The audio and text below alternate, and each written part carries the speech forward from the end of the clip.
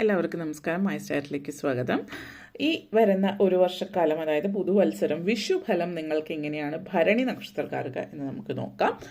അപ്പോൾ അതിലേക്ക് കടക്കുന്നതിന് മുമ്പ് പ്രൈവറ്റ് കൺസൾട്ടേഷൻ താല്പര്യമുണ്ടെങ്കിൽ ഡീറ്റെയിൽസ് ആയി ഡിസ്ക്രിപ്ഷനിലുണ്ട്, നോക്കാവുന്നതാണ്. നമുക്ക് റീഡിങ്സിലേക്ക് കിടക്കാം.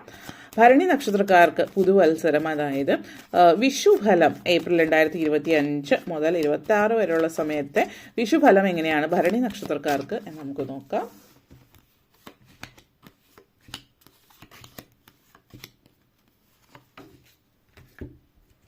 അതുപോലെ തന്നെ നിങ്ങൾക്കുള്ള സന്ദേശം, ഗണപതി ഭഗവാൻ നൽകുന്ന സന്ദേശം എന്താണ്, എവിടെയാണ് നിങ്ങൾ ശ്രദ്ധിക്കേണ്ടുന്ന കാര്യങ്ങൾ എന്ന് നമുക്ക് നോക്കാം.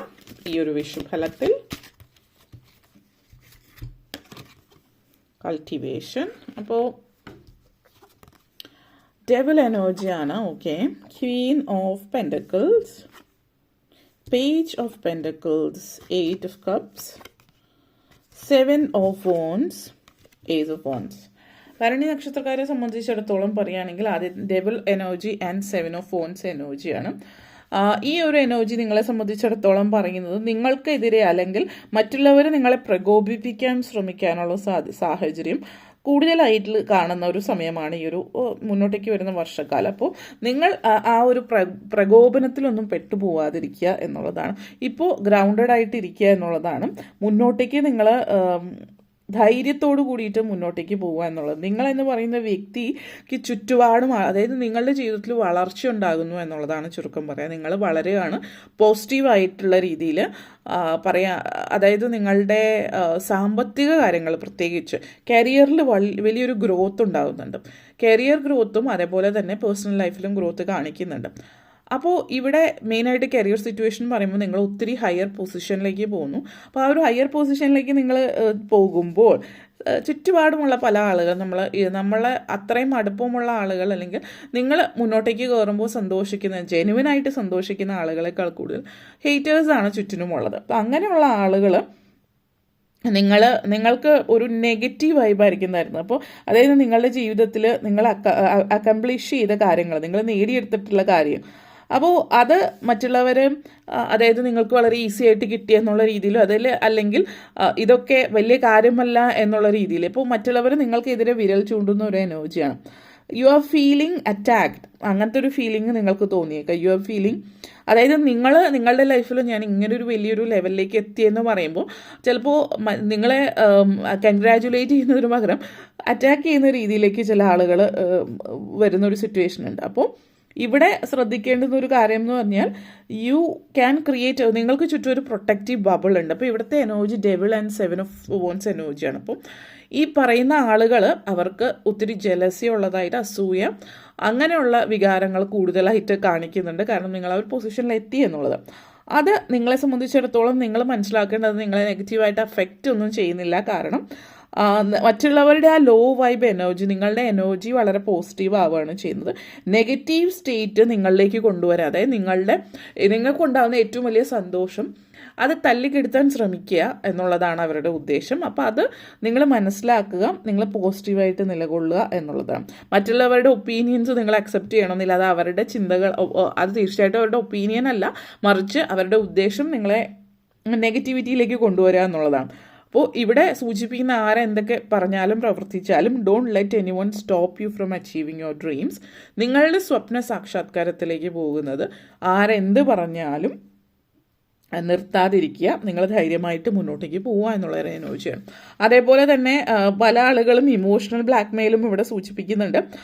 അല്ലാതെ ഫിസിക്കൽ ആ ഒരു നെഗറ്റീവ് എനർജിയുടെ ഒപ്പം തന്നെ ഇമോഷണലി മാനിപ്പുലേറ്റ് ചെയ്യാൻ പോകുന്ന ഒരു എനർജിയുണ്ട്. കാരണം ഇവിടുത്തെ സിറ്റുവേഷൻ എന്താണെന്ന് പറഞ്ഞാൽ ഈ ഒരു വർഷം വളരെ പോസിറ്റീവായിട്ടുള്ള എനർജിയാണ് നിങ്ങളുടെ കരിയർ, ഫിനാൻസ്, അതേപോലെ നിങ്ങളുടെ പേഴ്സണൽ ലൈഫ്, ഫാമിലിയിലും. പക്ഷേ നിങ്ങളുടെ ചുറ്റുപാടുമുള്ള ചില ആളുകൾ, നിങ്ങളുടെ ഇൻറ്റിമേറ്റ് ഫാമിലി അല്ലാത്ത ചില ആളുകൾ നിങ്ങൾക്കൊരു നെഗറ്റീവ് വൈബാണ് തരുന്നത്. അപ്പോൾ അവർ നിങ്ങൾക്ക് ചുറ്റും ഒരു സ്റ്റോറി അല്ലെങ്കിൽ കഥകൾ മെനഞ്ഞെടുക്കുന്ന ആ സ്റ്റോറിയിൽ ട്രാപ്പായി പോകാതിരിക്കുക എന്നുള്ളതാണ്. മറ്റുള്ളവർ നിങ്ങളിലേക്ക് തരുന്ന ആ ഒരു എനർജി, നെഗറ്റീവ് എനർജി അക്സെപ്റ്റ് ചെയ്യാതിരിക്കുക എന്നുള്ളതാണ് സൂചിപ്പിക്കുന്നത്. അതേപോലെ ക്യൂൻ ഓഫ് പെൻറ്റക്കിൾസിൻ്റെ 8 ഓഫ് കപ്സ് എനർജിയാണ്. അപ്പോൾ ഇത് സൂചിപ്പിക്കുന്നത് ലൈഫിൽ നിങ്ങൾ എന്താണോ ആഗ്രഹിക്കുന്നത്, ആ ഒരു നിങ്ങളുടെ ജീവിതം നിങ്ങൾ ഏത് രീതിയിൽ കൊണ്ടുപോകാൻ ആഗ്രഹിക്കുന്നു ആ രീതിയിലേക്ക് തന്നെയാണ് നിങ്ങളുടെ ജീവിതം പോയിക്കൊണ്ടിരിക്കുന്നത്. അപ്പോൾ ഈ ഒരു എനർജി സൂചിപ്പിക്കുന്നത് നിങ്ങളുടെ ജീവിതത്തിൽ ചില കാര്യങ്ങൾ, ജീവിതത്തിൽ ചില ആളുകൾ നിങ്ങൾക്ക് വേണ്ടിയിട്ട് ദുർഘടമായിട്ടുള്ള സാഹചര്യം സൃഷ്ടിക്കുന്നത് അവർ ഇനി നിങ്ങളുടെ ജീവിതത്തിൽ ആവശ്യമില്ലാത്തത് കൊണ്ടായിരിക്കും. ചില വ്യക്തികളായിരിക്കാം, ചില സാഹചര്യങ്ങളായിരിക്കാം. അപ്പോൾ അവരിങ്ങനെയുള്ള ദുർഘടമായിട്ടുള്ള സാഹചര്യം സൃഷ്ടിക്കുമ്പോൾ നിങ്ങൾ അതിൽ നിന്ന് മാറാൻ, അതായത് നിങ്ങൾ ഓൾറെഡി ആ ഒരു സിറ്റുവേഷനിൽ നിന്ന് മാറേണ്ട സമയം അതിക്രമിച്ചിരിക്കുന്നു. പക്ഷേ നിങ്ങൾ വീണ്ടും വീണ്ടും അവസരം കൊടുക്കുകയാണ്. സെക്കൻഡ് ചാൻസ്, 100th ചാൻസ് ഒക്കെ ആയിരിക്കും നിങ്ങളിപ്പോൾ ഓൾറെഡി ഒരു ആളുകൾക്ക് കൊടുത്തിട്ടുണ്ടാവാം. അപ്പോൾ നിങ്ങളിപ്പോൾ മനസ്സിലാക്കേണ്ടത്, നിങ്ങൾ ഇപ്പോൾ അതിൽ നിന്ന് പുറത്ത് ലെറ്റ് ഗോ ചെയ്യാണ്. നിങ്ങൾക്കിനി ജീവിതത്തിൽ ആവശ്യമില്ലാത്ത വ്യക്തികളാണെങ്കിലും സാഹചര്യങ്ങളാണെങ്കിലും മറ്റെന്താണെങ്കിലും വസ്തുക്കളാണെങ്കിലും റിലേഷൻഷിപ്പ് ആണെങ്കിലും അത് നിങ്ങൾ വേണ്ടെന്ന് വയ്ക്കുകയാണ്. You are walking away. Walking away എന്ന് പറഞ്ഞാൽ ഇതിൽ നിങ്ങൾക്ക് പിന്നീട് പശ്ചാത്താപവും ചിന്തകളോ ഒന്നുമില്ല. കാരണം ഇത് നേരത്തെ ചെയ്യേണ്ടിയിരുന്നതായിരുന്നു, പക്ഷേ നമ്മൾ പറയില്ലേ ലാസ്റ്റ് സ്ട്രോ ആയിരുന്നു. കാരണം അവസാനം ക്ഷമിച്ചു, ക്ഷമയുടെ നെല്ലിപ്പലക കണ്ടു കഴിഞ്ഞു. അത് കഴിഞ്ഞപ്പോൾ ആ ഒരു സിറ്റുവേഷനിൽ വരെ എത്തി. ഇനി ഇത് കൂടുതൽ ക്ഷമിക്കാൻ പറ്റില്ല എന്നുള്ള രീതിയിൽ എത്തുമ്പോഴാണ് നിങ്ങൾ വിട്ടുകളയുന്നത്. അപ്പോൾ യു ഹാവ് ട്രൈഡ്. അപ്പോൾ അതിൽ നിങ്ങൾക്ക് നെഗറ്റീവ് ഫീലിങ്സ് ഒന്നുമില്ല, നിങ്ങൾ ലെറ്റ് ഗോ ചെയ്യാണ്. ഇതേപോലെയുള്ള നെഗറ്റിവിറ്റി വിട്ട് കളയുമ്പോൾ you are going to happiness. ലൈഫിൽ extreme happiness, epic dream fulfilment ആണ് സൂചിപ്പിക്കുന്നത്. ഈ നെഗറ്റിവിറ്റിയിൽ നിന്ന് പോകുമ്പോൾ നിങ്ങളുടെ ലൈഫിൽ ക്യൂൻ ഓഫ് പെൻഡക്കിൾസ് എനർജിയാണ്. ക്യൂൻ ഓഫ് പെൻഡക്കിൾസ് എനർജി എന്ന് പറയുമ്പോൾ ഫിനാൻഷ്യലി മാത്രമല്ല, സാമ്പത്തികമായിട്ട് മാത്രമല്ല, പേഴ്സണലി സ്പിരിച്വലി വളരെ കണക്റ്റഡ് ആയിട്ടുള്ള എനർജിയാണ്. ഈ queen of pentacles energy connections എന്ന് പറയുന്നത് ഒരു വർക്കിംഗ് പാരൻറ്റ്, ഒരു സെൽഫ് മെയ്ഡ് ആയിട്ടുള്ള പേഴ്സൺ. നിങ്ങൾ എന്തെങ്കിലും ചെയ്യുന്നുണ്ടെങ്കിൽ അതല്ലെങ്കിൽ നിങ്ങൾ എന്തെങ്കിലും നേടുന്നത് നിങ്ങൾ സ്വന്തമായിട്ടുണ്ടാക്കുന്ന കാര്യങ്ങളാണ് നിങ്ങളുടെ ലൈഫിൽ. അത് വളരെ പ്രൗഡായിട്ടുള്ള അങ്ങനെ ഒരു ഫീലിംഗ് തരുന്നൊരു സമയമാണ് ഈ ഒരു വർഷം നിങ്ങളെ സംബന്ധിച്ചിടത്തോളം. നിങ്ങൾ നിങ്ങളെക്കുറിച്ച് ഓർത്ത് അഭിമാനം കൊള്ളുന്ന സമയമാണ്. കാരണം നിങ്ങൾ നേടിയിട്ടുള്ളതൊക്കെ നിങ്ങൾ സെൽഫ് മെയ്ഡായിട്ട് ഉള്ള ഒരു വ്യക്തിയാണ്.